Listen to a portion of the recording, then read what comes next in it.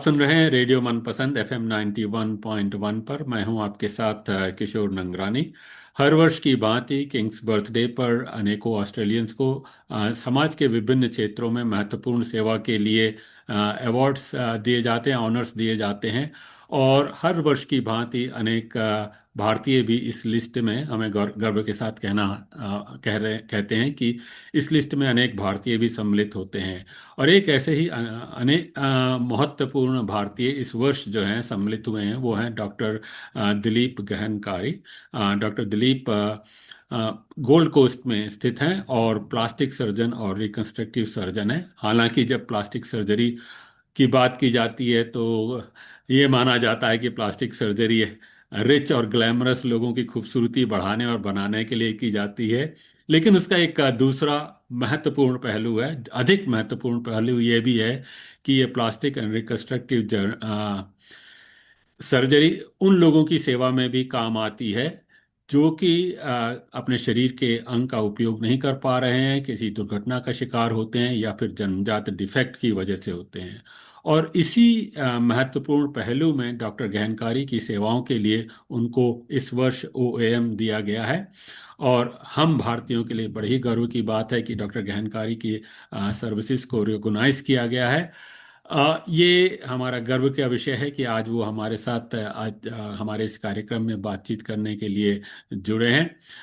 Doctor Dilip गहनकारी, आपका हमारे कार्यक्रम में स्वागत है और आपको बहुत बहुत बधाइयाँ। आपको जो ये अवार्ड दिया गया है ओएएम का, न केवल आपके लिए वरन हम सभी इंडियन ऑस्ट्रेलियंस के लिए बड़ा गर्व का विषय है। आपकी क्या प्रतिक्रिया रही? किशोर जी, मैं तो हैरान हो गया। मुझे कोई एक्सपेक्टेशन नहीं था इस पुरस्कार का। तो जब मुझे पहली खबर मिली, इंटीमेशन मिली ईमेल के द्वारा, तो मैं और मेरी वाइफ जो थी, we couldn't believe. It is an absolute honour and privilege. OAM is a national recognition. That was the first reaction. लेकिन second reaction ये थी कि this award is so good that it recognizes the contribution of so many people. Because जो भी मैं काम करता हूँ, especially जो voluntary work करता हूँ मेलघाट में, उसमें काफ़ी लोगों का योगदान रहता है। ऐसी इस तरह का प्रोजेक्ट स्पेशली 20 साल करीबन के दौरान जो चालू है, उसमें एक आदमी कुछ नहीं कर सकता है। तो मुझे उस चीज़ की ज़्यादा खुशी हुई कि इस अवार्ड के द्वारा पूरी टीम की रिकॉग्निशन हुई है। और मुझे पहली मेरी रिएक्शन ये थी कि मैं मेरे दोस्त लोगों के, जिन्होंने जो कैंप ऑर्गेनाइज करते हैं और जो मेरे साथ में करीब 20 साल हमेशा साथ में रहे, उनको पहले बताऊं। जी। तो धन्यवाद धन्यवाद आपके विशेष के लिए। आपकी ये विनम्रता है कि ये इस अवार्ड को न केवल आपका अपना ही अवार्ड है वरन जैसे कि आपने कहा कि आपकी पूरी टीम का अवार्ड है। ये तो इसमें तो कोई दो राय नहीं है, लेकिन आपने जो इनिशिएटिव लिया है उसको भी मानना पड़ेगा। आपका बचपन महाराष्ट्र में बीता और वो उन दिन जहाँ पर आप थे वहाँ पर अधिक सुविधाएं नहीं थी। जरा अपने बचपन के बारे में बताइए, किस तरह से गुजरा? मेरे पिताजी रेलवे में काम करते थे, क्लार्क थे। तो we were sort of lower middle class people. Public schooling, मेरे पिताजी फाइनेंशियली उतने काबिल नहीं थे, लेकिन उनकी हमेशा यही मतलब कोशिश थी कि बच्चों को पढ़ाना चाहिए। वो कहते थे कि don't expect any plots and houses or anything. There won't be any. You are my plot, you are my property. तो ये वो हमेशा कहते थे। और ये बहुत सारी ग्राउंडिंग हुई है उस तरह में। मैं जब 10वीं में था, हमारे लैंडलॉर्ड ने लाइट कटवा दिए।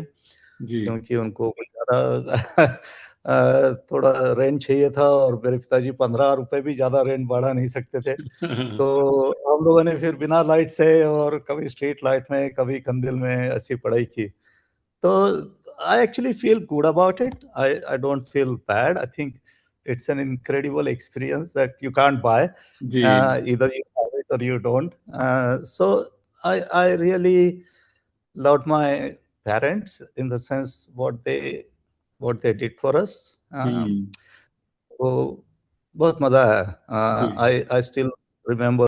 जी हाँ, वो संघर्ष के दिन तो होते हैं, जैसा कि आपने कहा कि वो संघर्ष के दिन अपनी एक अलग तरह की सीख देते हैं। और जैसा कि आपके पिताजी ने आई थिंक सबसे बड़ी इनहेरिटेंस जो आपको दी है, आपकी एजुकेशन, आपने आज जिस मुकाम पर पहुंचे हैं वो अपनी एजुकेशन की वजह से पहुंचे हैं। तो आपने ये मेडिसिन का करियर क्यों चुना और पढ़ाई क्यों चुनी? अम, ये भी काफ़ी इंटरेस्टिंग. ये मुझे तो कभी डॉक्टर बनना ही नहीं था. मेरे जी। पिताजी चाहते थे, क्योंकि वो कुछ बन नहीं सके. तो मैं इंजीनियरिंग में एडमिशन ली, और लास्ट आवर में मैंने सडनली मेरे दिमाग में आया कि अरे, मेडिसिन अगर बन गए तो रिटायर होने की कोई प्रॉब्लम नहीं है, कोई आपको पूछेगा नहीं. और तो वो I didn't really think too much about service in that sense. I just thought, okay, medicine is such a profession, you don't have to depend on anyone, you can earn your own living. I can And you just want to work as long as you can. So that was the reason why I joined medicine then. Right. Uh, जब मैं medicine फिर medical college गया, तो हम्म। Obviously things changed. जी। So अच्छा हुआ आप मेडिकल प्रोफेशन में आए, और उसमें उसकी वजह से यहाँ इतने सारे चेंजेस और लोगों की सेवाएं भी हो रही हैं। और आपने फिर प्लास्टिक सर्जरी या रिकंस्ट्रक्टिव सर्जरी का स्पेशलाइजेशन चुना। उसके पीछे क्या रीजन थे? अगेन, एक तो मेडिकल कॉलेज में हम जब काफी दोस्त लोग मिलते हैं, तो वैसे 4 लोग हमें, और रैगिंग के समय में हम इकट्ठे हुए पहले दिन. सभी लोग अपनी जान मुट्ठी में लेके कॉर्नर में बैठे थे, और ऐसे हम लोग 4 जो दोस्त बन गए, तो वो आज तक हमारी दोस्ती 40-50 साल के बाद में कायम है. तो ये दोस्त थे रवि कोल्ले, अविनाश सावजी और प्रेम खंडित. और जो लास्ट सेमेस्टर में हमें पता चला, हम लोग बहुत बातें करते थे, बहुत विवाद करते थे. तो उसमें पता चला कि हम चारों लोगों को ऐसी इच्छा है कि दुर्गम कोई इलाके में जाना चाहिए. कभी स्पेशलाइजेशन की किसी की इच्छा नहीं थी. तभी वो सर्विस का बहुत ही था. हम लोग गांधी जी को काफ़ी पढ़ते थे, विनोबा जी को काफ़ी पढ़ते थे. और बाबा आमटे जो वरोरा से है, वो मेरे पास में रहते थे. तो हम उनके मैं पर्सनली जानता हूँ बाबा आमटे से, जी। और काफ़ी बार मिला हूँ. तो we were very inspired by Baba Amte in those days. Okay. तो हम लोगों ने 4 लोगों ने मिलके दी प्रेयर नाम की एक संस्था बनाई, जब मेडिकल स्टूडेंट से. D for Dilip, pray for Prem, और फॉर अविनाश और R for Ravi, the prayer. Beautiful. So तो ऐसे हमने दी प्रेयर को स्थापित किया. और अभी 40-45 साल हो गए, वो संस्था अभी भी काम कर रही है. क्योंकि हमारे जो दोस्त थे रवि, वो लोग उन्होंने सोचा एमबीबीएस हो गए तो वैसे मेलघाट जाना है, क्योंकि it was one of the very remote area. हम हम चारों मेलघाट से नहीं थे, हमें कोई आइडिया ही नहीं थी मेलघाट कैसा है, क्या होएगा. तो रवि ने पहले इनिशिएट किया, और वो थोड़ा ऑब्स्टेटिक्स गायनी में ट्रेनिंग लिया, और पीडियाट्रिक्स में. और फिर मैं सर्जरी ज्वाइन किया, क्योंकि मुझे कुछ अच्छे मार्क्स थे सर्जरी में. तो लेकिन मैं सोचा कि रवि गया है, तो हम लोग भी चले गए वहाँ पे. मैं उसके साथ में रहा. एक छोटा सा गांव है बैरागढ़ करके, वो हम्म। आपको नक्शे में मिलेगा. बहुत ही छोटा गाँव है वो, अच्छा। छोटी सी हाँ। विलेज. हम लोग साथ में, हम दोनों ने वहाँ पे साथ में प्रैक्टिस की, जो विलेज जी। प्रैक्टिस रहती है। और ऐसे वहाँ बिजली नहीं, फोन नहीं, रेडियो नहीं, रोड्स नहीं, ऐसी जगह थी। तो उसका मुझे काफ़ी असर पड़ा। हम्म। और हालांकि मैं जानता था कि मुझे ये भी समझ में आया, क्योंकि इतना समय था सोचने के लिए, कि ठीक है अपन डॉक्टर तो बन गया, लेकिन यहाँ पे और कोई स्पेशलाइज्ड सर्विसेज की ज़रूरत है। तो तब मुझे लगा कि मैं थोड़ा स्पेशलाइजेशन करके, पहले तो लग रहा था कि जनरल सर्जरी कर लूँ और वापस आ जाऊँ। हम्म। फिर वापस आके मैंने जनरल सर्जरी किया, फिर मुझे लगा कि I was got interested in plastic surgery. हम्म। तो मैं सोचा कि प्लास्टिक सर्जरी कर लूँ, तो प्लास्टिक सर्जरी किया।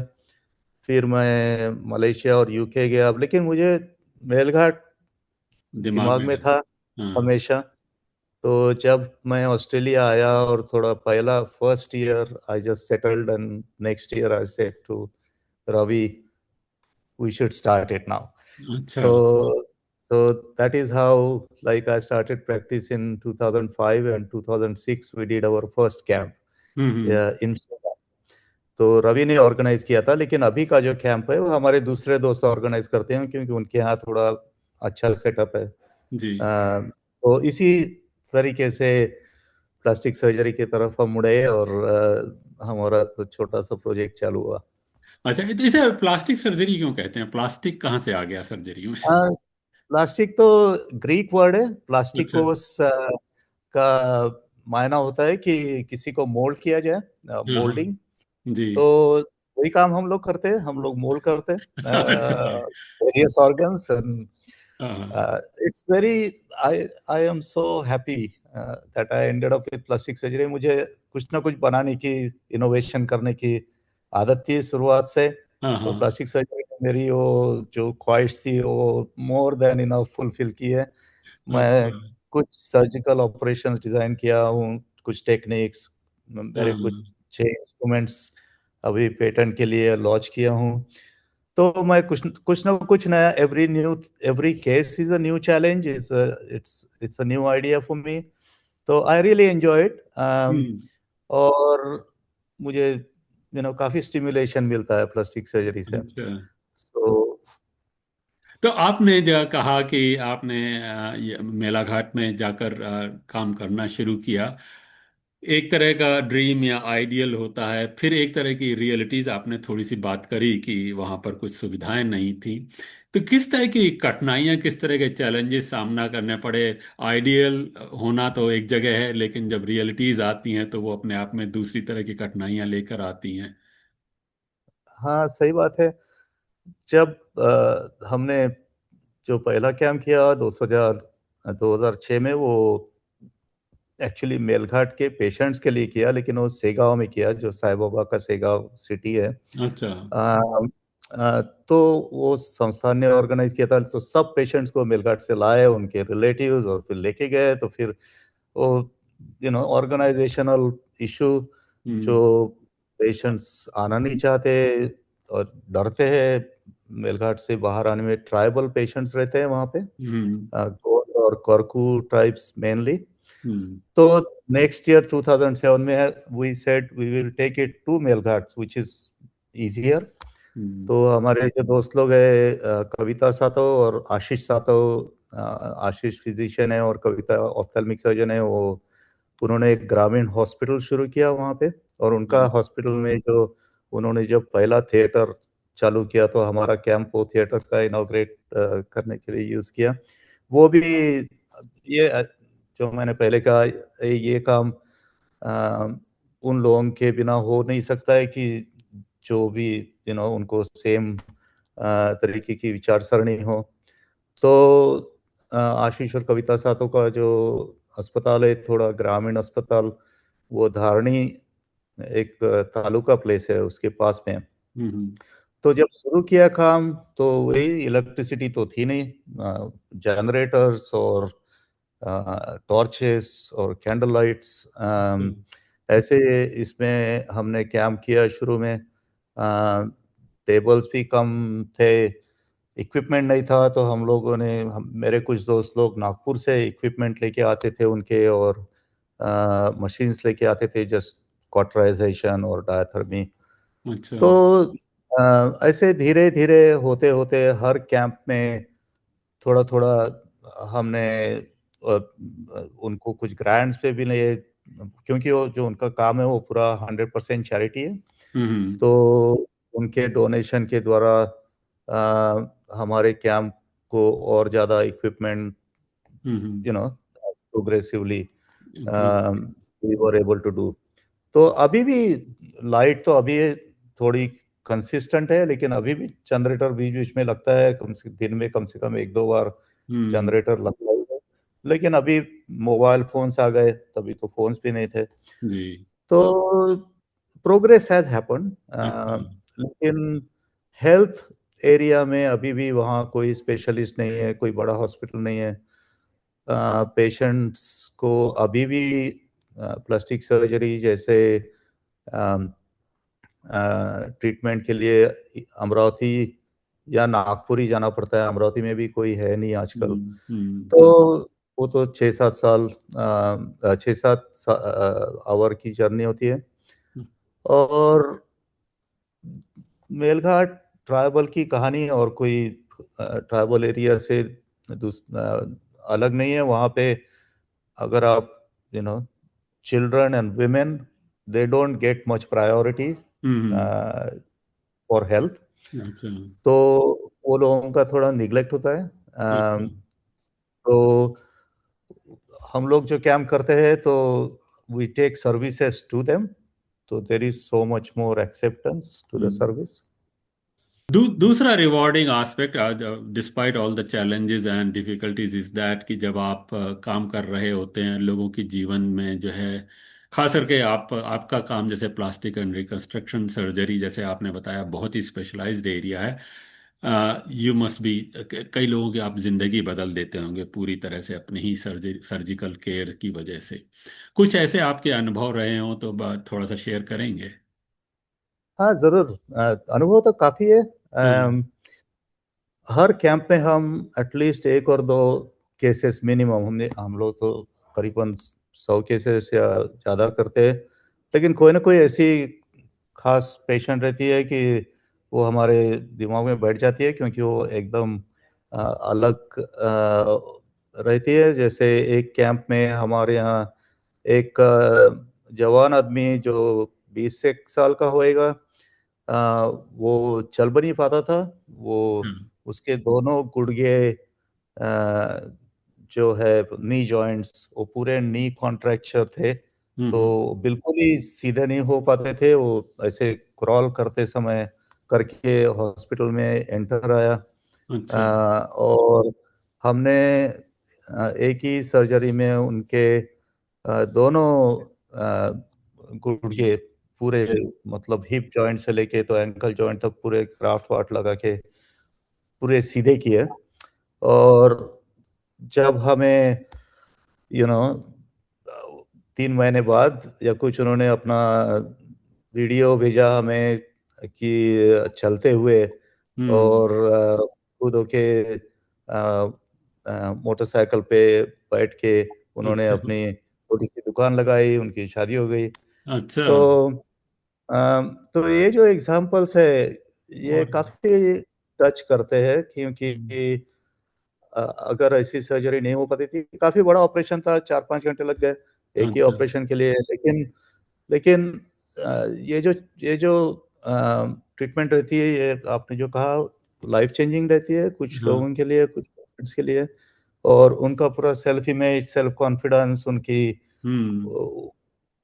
उनकी यू नो अलग आइडेंटिटी जी। उनको दे सकते हैं ऐसे प्रोसीजर अच्छा। के द्वारा। What a beautiful story. और आपने ऑस्ट्रेलिया में भी काम किया और भारत में भी काम किया। आपने भारत में देखा जो रिमोट एरियाज हैं, हालांकि भारत में काफ़ी मेडिकल एडवांसेस हो रहे हैं।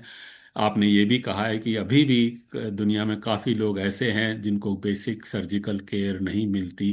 तो इस तरह की इनएक्विटी जो देखने को मिलती है, आप ऑस्ट्रेलिया में देखें हर तरह की सर्जिकल केयर मिल रही है, दूसरी ओर ऐसे लोग हैं जिनको बेसिक सर्जिकल केयर नहीं मिल रही है, तो किस तरह से इस इनएक्विटी को दूर किया जाए? I believe progress is an evolution. Hmm. Evolution तो एक दिन में हम एक्सपेक्ट नहीं कर सकते हैं। और अभी हमारे छोटी सी लाइफ में I am fortunate enough to have seen probably the very low socio-economic status, as well as currently I live very comfortably here. um, so I have had a privilege to enjoy both. I do feel that ultimately it comes down to people. um, so education, it is the most important part of the equation, and obviously the your financial status, your affordability. लेकिन सबसे ज़्यादा important तो मुझे लगता है कि education और your purpose to improve. और मैं दोनों जगह ये काफ़ी देखता हूँ। ऑस्ट्रेलिया में टीम वर्क को काफ़ी हाई वैल्यू है। जो मेटशिप कहते हैं, people are so friendly, they are eager to help, they are eager to share, they are you know they are always willing to help. So I think it's a great value here. हमारे बच्चों को हम वही कहते हैं कि this is something different. Whether you are poor or rich, you still are very open and very helpful, very courteous.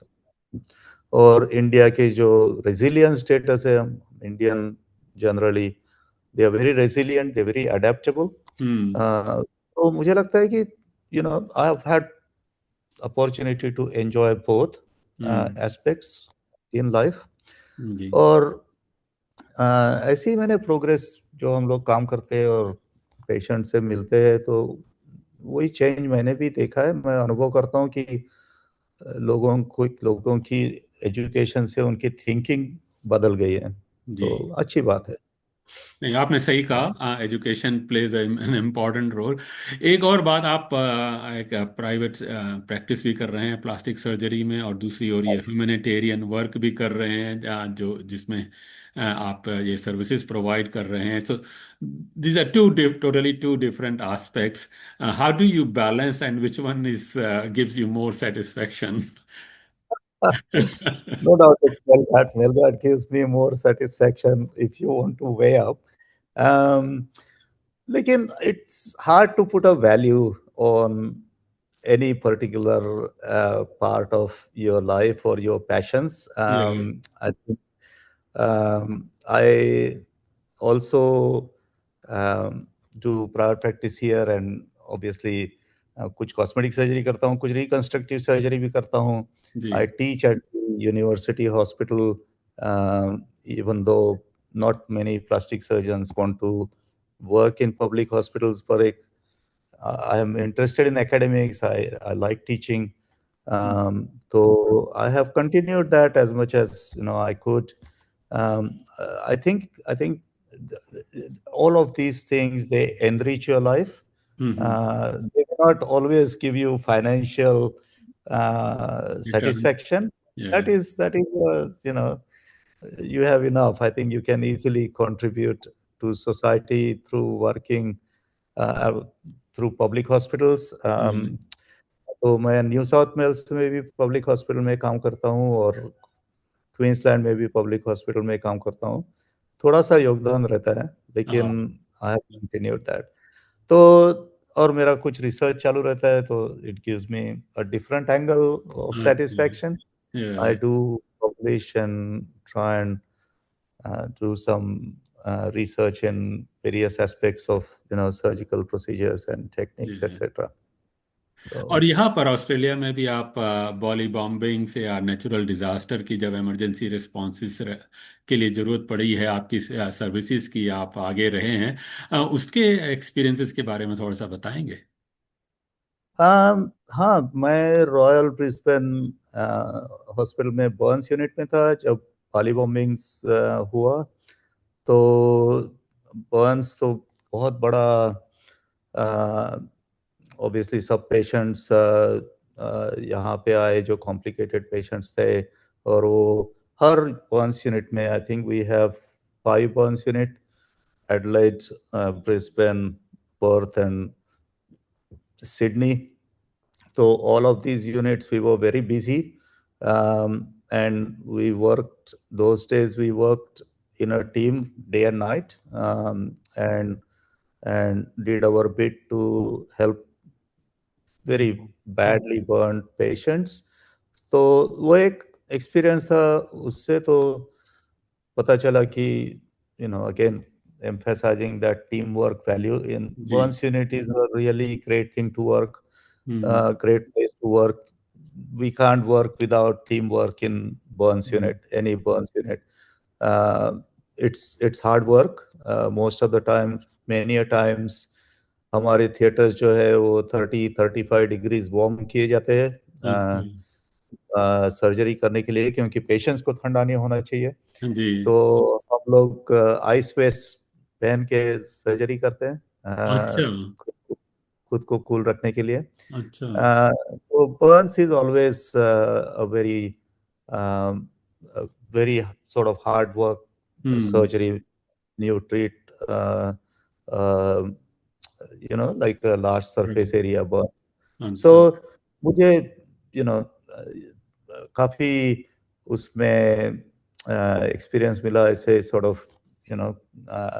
Disaster management हम्म. के लिए जो यूजफुल रहता है. हम्म. उसके बाद में कुछ बाली में कुछ राइटिंग हुई, तो बाली के कुछ पुलिस ऑफिसर्स डार्विन में आए, तो मेरे लिए मुझे कुछ, मैं मेरे एक डार्विन में मेरे फ्रेंड है प्लास्टिक सर्जन, वो, और मैंने वो पुलिस ऑफिसर्स को ट्रीट किया, अच्छा. उनके बुलेट इंजरीज एक्सेट्रा. हम्म. तो experience, these give you a different perspective of life, जी. and I think they are very important, Yeah. and it's a privilege to be able to जी. provide that service. Um, That's a really amazing work you are doing, Dr. Dilip. Finally, अब आपसे ये भी पूछना चाहूँगा कि आप ने बताया कि आप प्राइवेट प्रैक्टिस कर रहे हैं, ह्यूमैनिटेरियन वर्क भी कर रहे हैं, और रिसर्च में भी हैं, एजुकेशन में भी हैं, तो इतनी जगहों पर हैं. आप इतने बिजी आदमी हैं, तो रिलैक्स करने के लिए क्या करते हैं? कुछ हॉबीज, uh, या टाइम नहीं है हॉबीज के लिए? I don't know. I'm actually, आप कैनबरा में हैं, मैं यूनिवर्सिटी कैनबरा में लॉ डिग्री ज्वाइन किया हूँ. अच्छा. फिर बाकी वो चीजें आपकी और हॉबी काम. है? इंटरेस्ट तो रहते हैं.